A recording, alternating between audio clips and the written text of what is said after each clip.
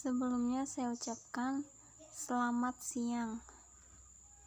Di sini saya akan menjelaskan tentang praktikum kimia fisika yang berjudul penentuan berat molekul. Kita masuk dalam tujuan praktikum. Apa sih tujuan dari kita melakukan praktikum penentuan berat molekul ini? Yaitu satu, menentukan berat molekul zat yang tidak mudah menguap dengan metode titik beku. Jadi tujuan dari kita melakukan praktikum ini yaitu menentukan berat molekul zat yang tidak mudah menguap dengan metode titik beku. Jadi kita akan menentukan berat molekul suatu zat yang tidak mudah menguap dengan metode titik beku. Kita dengan kita menggunakan metode titik beku. Yang kedua yaitu menentukan berat molekul senyawa yang mudah menguap dengan pengukuran massa jenis gas. Jadi yang kedua ini kita akan menentukan berat molekul dari suatu senyawa yang mudah menguap. Jadi kita akan menentukan berat molekul suatu senyawa yang mudah menguap, tapi dengan pengukuran massa jenis gas. Kalau yang pertama tadi dengan metode titik beku, kalau yang ini kita dengan pengukuran massa jenis gas. Selanjutnya yaitu dasar teori. Apa sih dasar teori yang mendukung kita melakukan praktikum penentuan berat molekul? Yaitu sifat koligatif larutan. Sifat koligatif larutan ini apa? Kita sudah pernah pelajari, sudah diajari oleh Ibu Yana, bahwa sifat koligatif larutan adalah sifat yang tergantung besaran dan jumlah molekul atau ion dari zat terlarut dalam larutan. Jadi di sini sifat ini tergantung pada besaran dan jumlah molekul atau ion dari zat terlarutnya yang ada di dalam larutan. Karena larutan terdiri dari zat pelarut dan zat terlarut. Kalau yang ini sifat koligatif larutannya ini adalah tergantung pada besaran dan jumlah molekul atau ion dari zat terlarut dalam larutan. Tetapi tidak pada bentuk mereka, tetapi dia ini tidak bergantung pada bentuk molekul atau ion dari zat tersebut. Nah, sifat koligatif larutan tersendiri terdiri atas satu, penurunan tekanan uap. Apa sih penurunan tekanan uap? Biasanya penurunan tekanan uap ini dilambangkan dengan delta P. Yang artinya adalah selisih antara tekanan uap pelarut murni atau dilambangkan dengan P0 dan tekanan uap larutan yang dilambangkan dengan P, yang dirumuskan sebagai delta P sama dengan P0 dikurang P. Karena selisih, maka biasanya kalau selisih itu pengurangan. Jadi rumusnya yaitu delta P sama dengan P0 dikurang P. Yang kedua yaitu kenaikan titik didih. Kenaikan titik didih ini bergantung pada keberadaan partikel terlarut. Jadi titik didih ini bergantung pada partikel yang ada pada zat terlarut dan jumlahnya, tetapi tidak pada jenis zat tersebut, yang biasanya dirumuskan sebagai delta TB. Kenaikan titik didih ini biasanya ditulis dengan lambang delta TB, yang rumusnya yaitu TB larutan dikurang TB pelarut. Kalau misalnya yang diketahui KB, biasanya menggunakan delta TB sama dengan KB dikali M. Selanjutnya yang ketiga yaitu penurunan titik beku.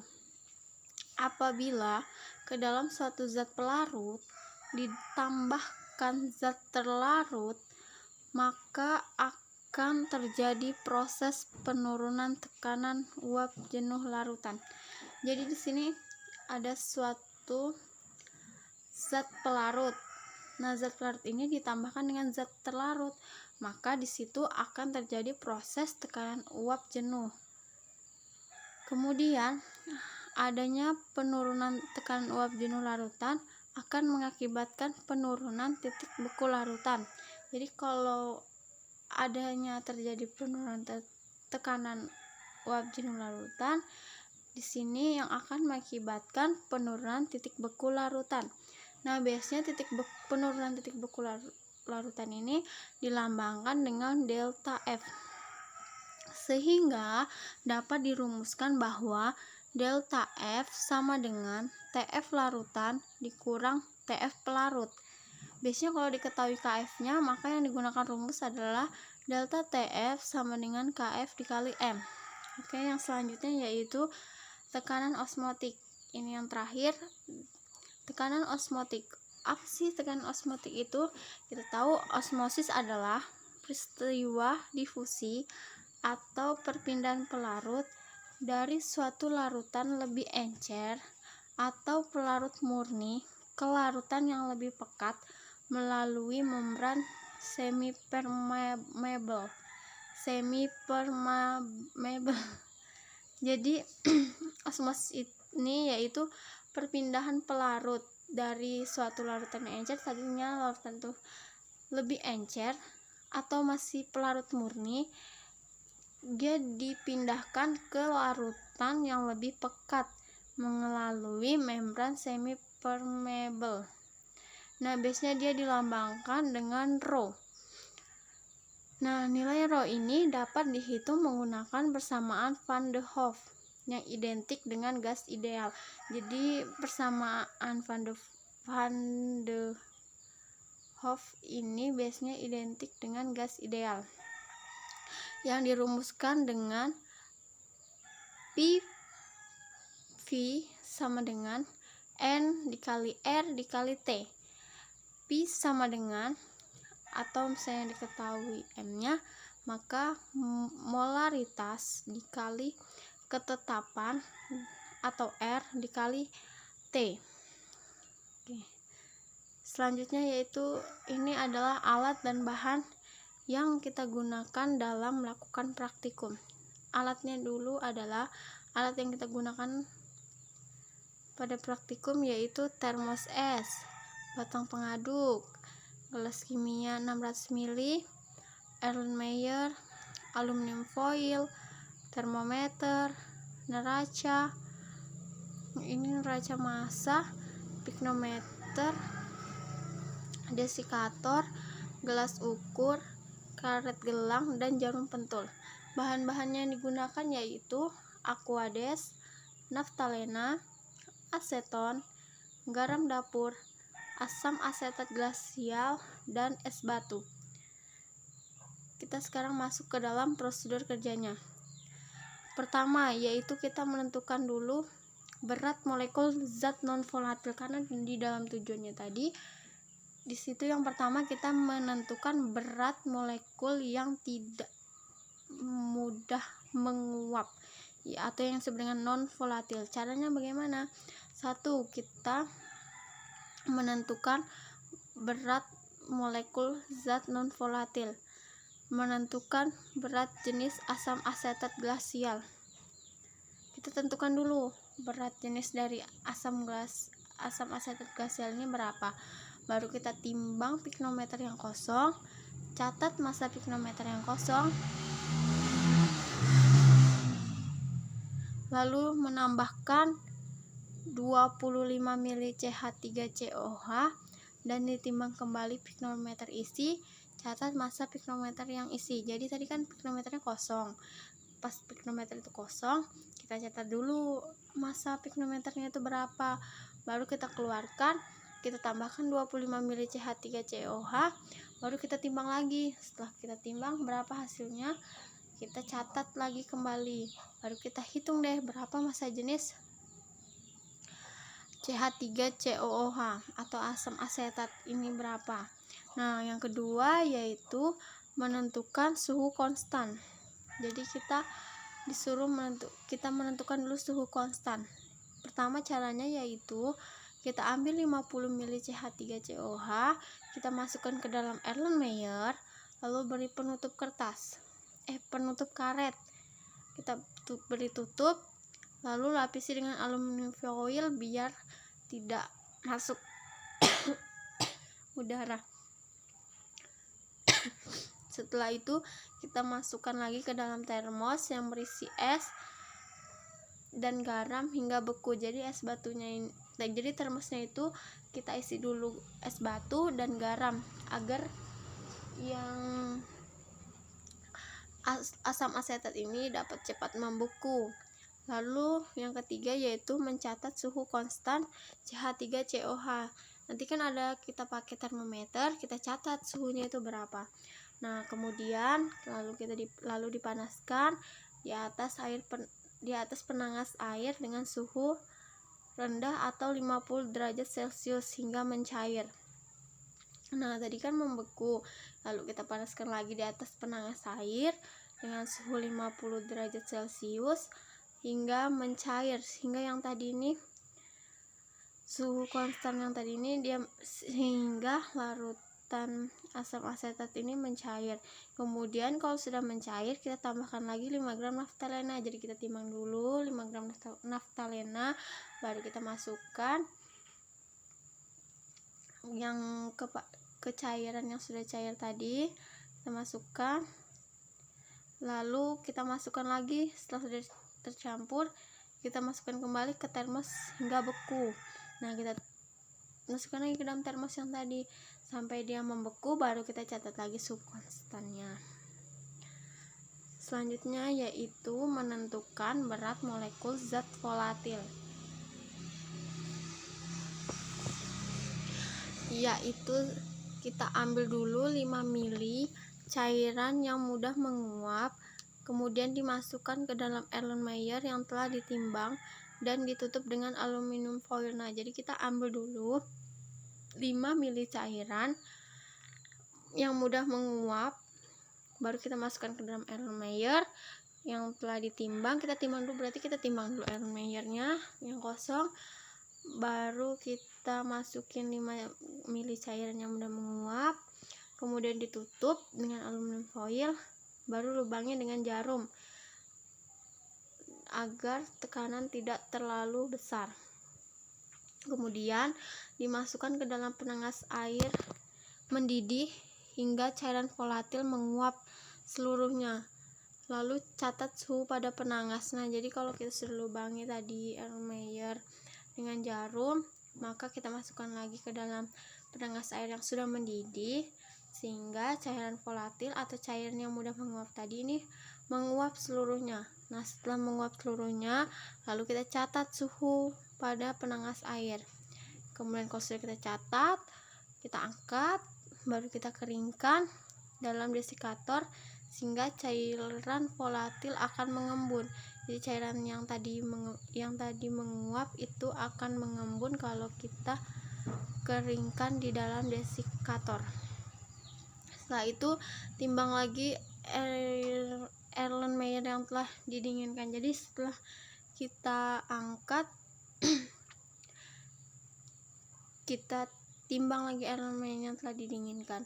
Kemudian Erlenmeyer dikosongkan dan dibersihkan. Setelah sudah selesai, kita kosongkan, lalu kita bersihkan, kemudian isi dengan air hingga penuh, kemudian tuangkan ke gelas ukur untuk mengukur volume Erlenmeyer. Jadi kita setelah dibersihkan, kita isi air penuh, kita suruh ukur, kita tuangkan ke gelas ukur dan mengukur volume Erlenmeyer.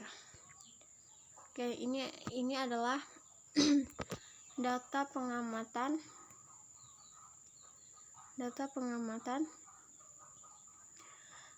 dari zat non volatil dan zat volatil.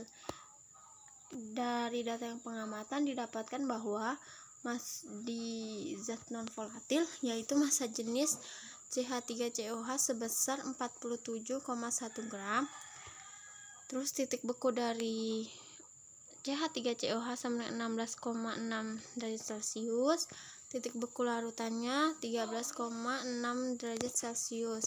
Nah, kemudian kita ketahui berat piknometer tambah isi yaitu 47 dikurang 1 gram. Terus berat piknometer kosong yaitu 21,95 gram. Nah, ya, sekarang zat volatilnya yang diketahui yaitu suhu pemanas aseton sebesar 60 derajat Celcius, massa aseton 50,43 gram, volumenya itu 0,115 liter. Terus berat elemen kosong tadi yang kita timbang sebesar 50,10 gram, dan berat elemen ditambah isi yaitu 50,343 gram. Kita masuk dalam perhitungan. Yang pertama, kita mencari berat molekul zat non volatil. Kita cari dulu berat pelarutnya. Cari berat pelarut yaitu piknometer isi dikurang piknometer kosong. Berapa sih piknometer isi? Kita lihat dari data pengamatan bahwa piknometer isi yaitu 47,1 gram. Kita tulis 47,1 gram dan piknometer kosong sebesar 21,95 gram. 21,95 gram, maka hasilnya sama dengan 25,15 gram. Oke, sekarang kita mencari massa jenis, yaitu rumusnya dengan massa jenis sama dengan berat pelarut dibagi volume pelarut. Kita tahu berat pelarutnya ini tadi yang kita cari yaitu 25,215 gram. Volume pelarutnya yaitu tadi di prosedur kerja yaitu 25 mili. Nah, jadi kita masukkan ke dalam rumus 25,15 dibagi 25 mili, hasilnya 1,006 gram per mili. Kemudian kita mencari mencari nilai penurunan titik beku, karena tadi kita menggunakan metode titik beku. Diketahui dulu, kita cari dulu P-nya. P-nya yaitu mili pelarut dikali massa jenis pelarut. Mili pelarutnya yaitu, kita lihat di prosedur kerja, 50 mili. Nah, jadi 50 mili dikali ini massa jenisnya 1,006 gram per mili sama dengan 50,3 gram. Kita cari delta TF nya. Rumus delta TF sama dengan delta TF sama dengan saya tidak tuliskan di sini rumusnya. Kita menggunakan rumus delta TF yaitu T0F dikurang TF.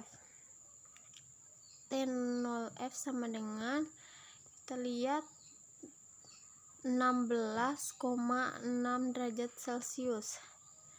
16,6 derajat Celcius dibagi TF. TF-nya 13,6.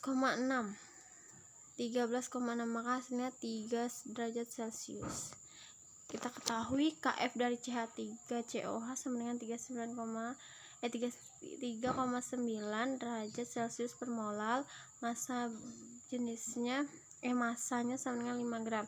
Nah, kita tadi mencari berat molekul dari zat non volatil, yaitu delta TF sama dengan KF dikali gram dibagi BM dikali 1000 dibagi P. Tadi kita tahu delta TF-nya yaitu 3 derajat Celcius. Kita masukkan 3 derajat Celcius sama dengan 3,9, yaitu KF-nya 3,9 derajat Celcius per molar dikali gramnya yaitu 5 gram masanya, kemudian dibagi BM nya yang dicari dikali 1000 dibagi P-nya tadi 50,3 gram. Nih, P-nya 50,3 gram. Oke, dihitung hasilnya segini, 3, derajat Celcius sama dengan 3,9 derajat Celcius per molal dikali 5 gram per BM dikali 19,8807. Kemudian 3 derajat Celcius ini naik ke sini dikali sama dengan ini kali ini dikali ini, hasilnya ini jadinya BM sama dengan 387,67 dibagi 3 ini turun, jadi pembagian dibagi 3 jadinya BM nya 129,223 gram per mol. Yang kedua yaitu kita mencari berat molekul dari zat volatil. Mencari massa jenis dulu dari gas. Massa gasnya yaitu 50,343 gram dikurang 50,10 gram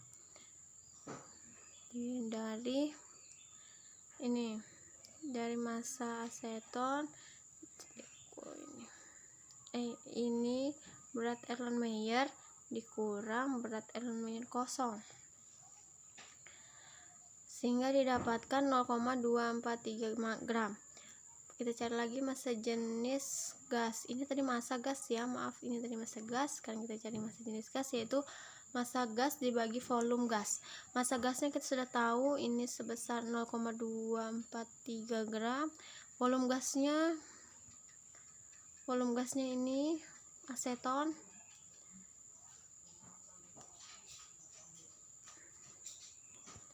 Massa gasnya yaitu aseton 0,115, kita bagi hasilnya ini. Kemudian kita mengubah suhu. Tadi kan suhunya 60 derajat Celcius. Ini kita ubah menjadi Kelvin ditambah 273 sama dengan 3 derajat Kelvin. Sekarang kita mencari berat molekul. Rumusnya yaitu BM sama dengan P dikali R dikali T. P nya sebesar ini, massa jenis gasnya sebesar 2,1130 dikali R ini ketetapannya 0,08206 dikali suhunya ini 333 derajat Kelvin, hasilnya sama dengan 57,739 gram atm per mol. Sekarang kita masuk dalam pembahasan. Jadi percobaan penentuan berat molekul senyawa berdasarkan pengukuran jenis gas ini bertujuan untuk menentukan berat molekul zat yang tidak mudah menguap dengan metode titik beku, dan menentukan berat molekul senyawa yang mudah menguap dengan metode pengukuran massa gas. Senyawa asam asetat tidak mudah menguap karena jadi kita tahu asam asetat itu merupakan senyawa yang tidak mudah menguap. Jadi dalam praktikum ini kita tahu bahwa asam asetat ini merupakan senyawa yang tidak menguap karena metode titik beku yang diterapkan pada asam asetat yang membuat asam asetat membeku bukan menguap. Hal ini terjadi pada saat kita mengambil 50 ml asam asetat tadi, baru kita masukkan ke dalam Erlenmeyer, kemudian Erlenmeyer yang diberi penutup, lalu dilapis dengan aluminium foil pada bagian tutupnya, lalu didinginkan di dalam termos yang berisi campuran es batu dan garam. Nah, kita tadi kan menambahkan es batu dan garam. Dengan penambahan garam pada es batu akan membuat asam asetat ini cepat membeku. Jadi asam asetat ini membeku, bukan malah menguap. Jadi asam asetat ini merupakan senyawa non volatil. Lalu senyawa yang kedua yaitu senyawa naftalena merupakan senyawa volatil karena senyawa naftalena memiliki titik didih di bawah 100 derajat Celcius. Kemudian larutan ini jika dimasukkan ke dalam Erlenmeyer yang ditutup dengan aluminium foil yang berlubang lalu dipanaskan, maka senyawa ini akan menguap dan uapnya akan mendorong udara yang terdapat dalam Erlenmeyer keluar semua sampai akhirnya uap dan senyawa ini juga akan keluar. Jadi senyawa naftalena merupakan senyawa volatil, kalau asam asetat merupakan senyawa non volatil. Pada saat Erlenmeyer ditutup dengan aluminium foil dan diikat dengan karet gelang, lalu ditimbang sebelumnya dan sesudah diisi, ini bertujuan untuk mengukur massa gas.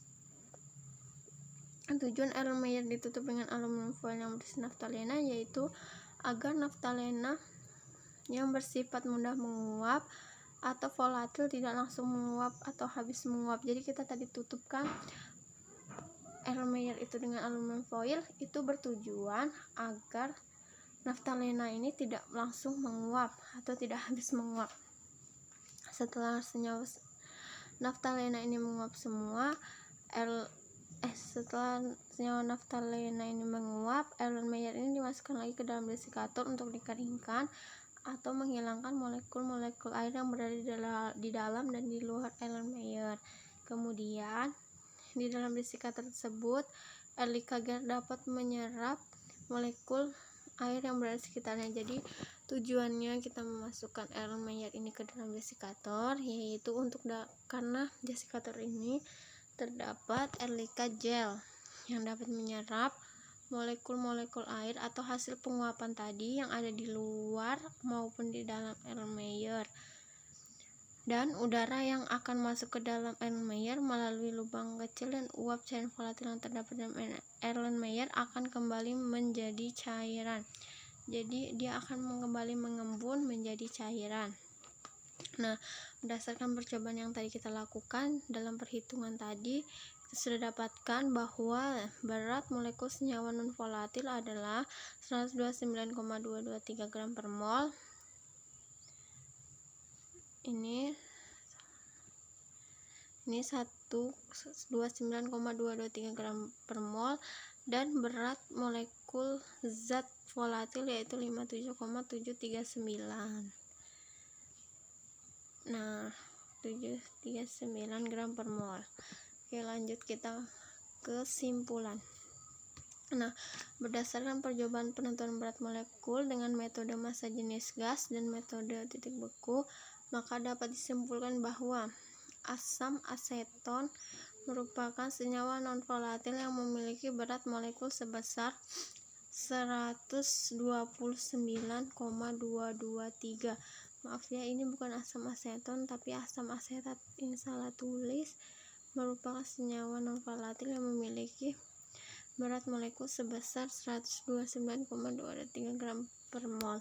Terus yang kedua yaitu naftalena merupakan senyawa volatil yang memiliki berat molekul sebesar 57,793 gram. Oke, sampai di sini saja penjelasan saya. Kurang dan lebihnya saya mohon maaf. Saya ucapkan selamat siang.